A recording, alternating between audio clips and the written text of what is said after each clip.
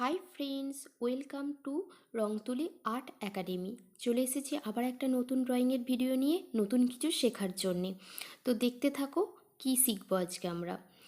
তো আমি আগে পেপার ভাগ করে নিচ্ছি। পেপার ভাগ করাটা খুব ইম্পর্টেন্ট, কেননা পেপার যদি ভাগ না করতে শেখো, মিডিল যদি না বার করতে শেখো পেপারে, তাহলে কোনো সময় হয়তো কোনো বড় ছবি দেখে ড্রয়িং করছো কিন্তু তোমার পেপার ছোট, সেক্ষেত্রে হয়তো ড্রয়িংটা শেষ হবে, সেই সময় দেখছো ড্রয়িংটা তোমার পুরোটা শেষ হলো না, সেই পেপারের মতো ধরাতে পারলে না। তাই মূল সাবজেক্ট পেপার ভাগ করে নেওয়ার পর মূল সাবজেক্টকে অবশ্যই মার্ক করে নেবে, দিয়ে ড্রয়িং করবে।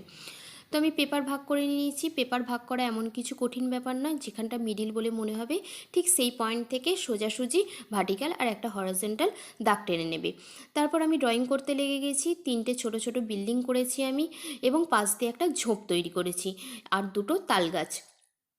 এরপর আমি অবশ্যই এটা স্কুল তৈরি করব, আর এরপর আমি একটা ওই স্কুলে ঢোকার রাস্তাও তৈরি করে নেব। রাস্তাটা আমি রেখেছি পার্সপেক্টিভে। পার্সপেক্টিভ মানে অবশ্যই তোমরা জানবে, না জানলে আমি এই নিয়ে একটা ডিটেলসে ভিডিও অবশ্যই রাখবো, পার্সপেক্টিভ কী হয় কাকে বলে। তবে ড্রয়িংয়ের মধ্যে একটু পার্সপেক্টিভ রাখার চেষ্টা করবে, তাহলে ড্রয়িংটা রিয়েলিস্টিক ভাবটা আসে বা ড্রয়িংটা দেখতেও ভালো লাগে। এটা যদিও বা রিয়েলিস্টিক ড্রয়িং নয় গো, কিন্তু তাহলেও দেখতে ভালো লাগে। বাচ্চাদের শেখার জন্য এইগুলো, এই ধরনের ড্রয়িং খুব ইম্পর্টেন্ট। তারপর আমি স্কেচ করে নিচ্ছি। স্কেচটা আমার পুরোটা কমপ্লিট হলে তারপর আমি রং করব। হ্যাঁ, অবশ্যই তার আগে ইরেজার করে নেব, ইরেজার করাটা মাস্ট। স্কেচ করা হয়ে গেছে, এরপর আমি ইরেজার করে নিচ্ছি। ইরেজার করে নিয়ে আমি আগে আকাশের রংটা কমপ্লিট করব। আকাশের রং কেন আগে করব, কেননা হয়তো পুরো ছবিটা রং করে নিলাম, তারপর আকাশের রং করলাম এবং সেই রংটা হয়তো ঢুকে গেল ভেতরে। তো তাই সবসময় আগে চেষ্টা করবে আকাশের রংটা করে নেওয়ার। আকাশের রংটা দেখো ঠিক ঝোপের যে দাগগুলো যেমন আছে না, সেইখানে সেই রকম মতন আমি রং ঘষছি। তারপর সার্কেল মোশনে রং ঘষছি, এবং যখন গায়ে চলে যাব, ভার্টিক্যালের জায়গায় ভার্টিক্যাল, হরিজেন্টালের জায়গায় হরিজেন্টালভাবে রংটা ঘষবো। এখানে আমি কোনো রং মেশাচ্ছি না, কেননা ছোটদের জন্য রং মেশানো এখন খুব টাফ হয়ে যাবে। তাই তারা আগে কিভাবে রং ঘষতে হয়, রংটাকে কিভাবে ফিল আপ করতে হয় কোনো কিছুর ভেতরে না ঢুকিয়ে, সাদা না রেখে, সেটা শেখাটা খুব দরকার। তো আমি পুরো ভিডিওটা দেখাচ্ছি না, রং ঘষাটা কিছুটা দেখে নাও, তারপর আমি পুরোটাকে কমপ্লিট করে নেবো আকাশটাকে রং করাটা। তো আকাশ আমার কমপ্লিট হয়ে গেছে। এরপর আমি ইরেজার করছি, যেখানে রঙগুলো ঢুকে গেছে। ইরেজার করে নিলে রঙটা একটু হালকা হয়ে যাবে, তারপর যেখানে যে রং, সেই রঙটা যদি দিই, অন্য রং দিলে সেই রঙটা ফুটবে না। তো আমি আমার একটা পছন্দ মতন কালার নিয়েছি, দিয়ে বিল্ডিংয়ের ছাদগুলোকে কমপ্লিট করে নিচ্ছি আগে। আমি রেড কালারের বিল্ডিংয়ের ছাদগুলো কমপ্লিট করছি, ডার্ক রেড। আর তিনটে বিল্ডিংয়ের ছাদে আমি এই কালারে কমপ্লিট করব। তোমরা তোমাদের পছন্দ মতন বা এই কালারটাও করতে পারো, কোনো অসুবিধা নেই। শুধু রং ঘষাটা দেখো, কিভাবে রং ঘষতে হয়, সেটা হলো মেন ইম্পর্টেন্ট। এটা হলো শেখার বিষয় এখানে। তো আমি ফ্লোরগুলোতে রং করছি লাইট পিঙ্ক কালার।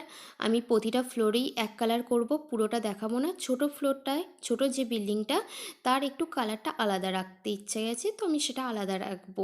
তোমরা দেখতেই পারবে, রংটা কমপ্লিট হয়ে যাক, তারপরেই তোমরা দেখতে পারবে।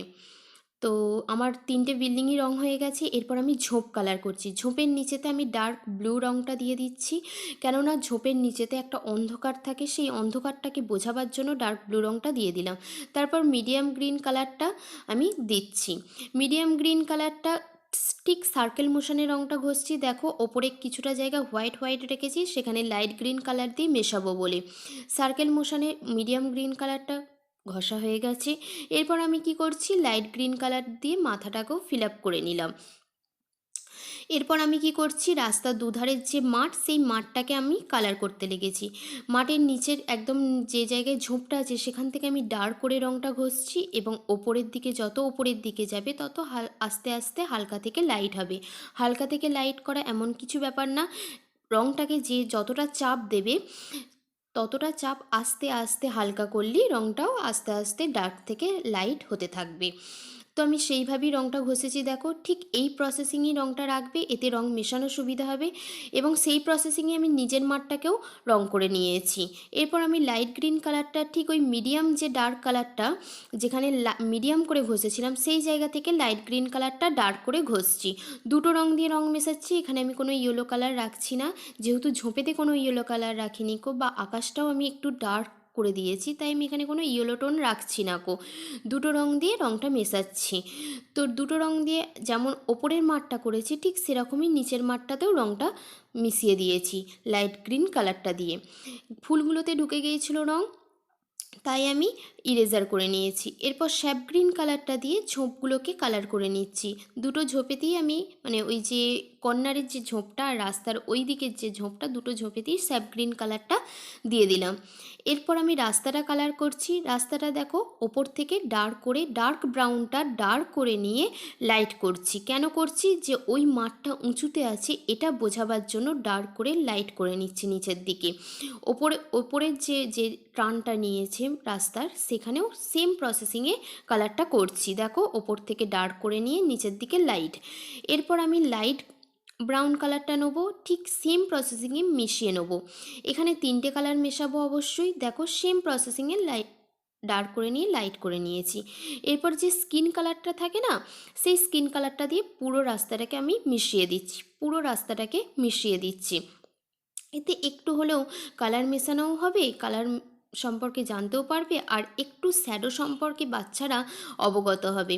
কেননা শ্যাডোটাও তাদেরকে শেখানো দরকার। অ্যাকচুয়াল ড্রয়িংয়ের আসল মিনিং তো রিয়েলিস্টিকে না, তো সেটা তো আস্তে আস্তে সেই পথে এগোতে হবে। তো তো সেই কারণেই ওপর থেকে ডার্ক করে নিয়ে নিচের দিকে লাইট করে দিয়েছি। ব্রাউন রঙটা ওই স্কিন কালারটা দেওয়ার ফলে পুরোটা চাপা পড়ে গিয়েছিলো, তাই হালকা করে আবার ব্রাউন রঙটাকে দিয়ে ওই উঁচু ব্যাপারটা বোঝাবার জন্য দিলাম। এরপর দেখো নিচেতেও সেম ওই ব্রাউন কালারটা হালকা করে দিচ্ছি। নিচের মাঠটা আবার রাস্তার থেকেও নিচু বলে এটা বোঝাবার জন্য ওখানে আবার ব্রাউন রঙটা দিচ্ছি। দেখো মনে হচ্ছে রাস্তাটা একটু উঁচুতে আছে, মাঠটা থেকে রাস্তাটা একটু উঁচুতে আছে বলে মনে হচ্ছে। তারপর কর্নারগুলোতে একটু ব্ল্যাক দিয়ে টোন দিচ্ছি, তাহলে আরও ভালো লাগবে। দেখো একদম কর্নার, সামান্য কর্নারগুলোতে হালকা করে ব্ল্যাক দিয়ে টোন দিচ্ছি। ওপরেও দিলাম নিচেতেও দিলাম, তাহলে কি ভালো লাগবে দেখতে, যে হ্যাঁ রাস্তাটা একটু উঁচু ব্যাপারটা আছে সেটা বোঝা যাবে। দেখো ভালোভাবে বোঝা যাচ্ছে। তো এরপর আমি তাল গাছগুলোকে রং করে নেবো। আমি এখানে তাল গাছ করিনি, আগে ফুলগুলোকে রং করে নিচ্ছি। আমার পছন্দ মতন তিনটে কালার দিয়ে দুটো কালার দিয়ে আমি ফুলগুলোকে রং করে নিয়েছি। আর ঝোপের মধ্যে একটু ব্ল্যাক রং দিয়ে দিলাম ওটাকে বোঝাবার জন্য। এরপর আমি তাল গাছগুলো রং করে দিয়েছি স্যাপ গ্রিন দিয়ে। আর বাচ্চারা যেহেতু ব্ল্যাক রংটা ওই দরজায় করতে গেলে বার করে ফেলবে, তাই আমি ব্ল্যাক স্কেচ পেন দিয়েই দেখাচ্ছি কি ব্ল্যাক রং দিয়ে দরজাগুলো রং করা। তো ব্ল্যাক স্কেচ পেন দিয়ে আমার দরজা রং হয়ে গেছে। বিল্ডিংয়ের একটু শ্যাডোও দিয়ে দিচ্ছি মাঠটাতে। আর এর এর মধ্য দিয়ে আমার ড্রয়িংও কমপ্লিট হয়ে গেছে। তো ড্রয়িংটা যদি তোমাদের ভালো লাগে অবশ্যই লাইক, শেয়ার অ্যান্ড কমেন্ট করো। আর আমাকে একটু উৎসাহ দিও আমার যদি ভিডিও তোমাদের পছন্দ হয়। Thank you.